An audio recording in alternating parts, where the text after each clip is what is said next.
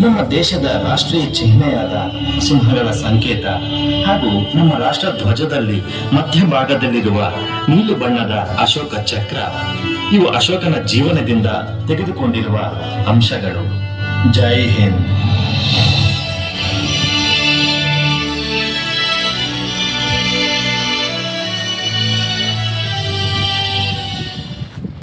ನಾಲ್ಕು ಮುಖದ ಸಿಂಹದ ಲಾಂಛನವನ್ನ ಈ ದೇಶಕ್ಕೆ ಕೊಡುಗೆಯಾಗಿ ನೀಡಿದ ಅಶೋಕ ಚಕ್ರವರ್ತಿಯ ನೃತ್ಯ ಪ್ರದರ್ಶನವನ್ನ ಮನಮೋಹಕವಾಗಿ ನರ್ತಿಸಿದ SRS ಶಾಲೆಯ ಎಲ್ಲ ವಿದ್ಯಾರ್ಥಿನಿಯರಿಗೂ ಹಾಗೂ ಅವರ ತರಬೇತಿಗೊಳಿಸಿದ ಎಲ್ಲ ಶಿಕ್ಷಕ ವೃಂದದವರಿಗೂ ಜಿಲ್ಲಾಡಳಿತದ ಪರವಾಗಿ ತುಂಬು ಹೃದಯದ ಧನ್ಯವಾದಗಳು.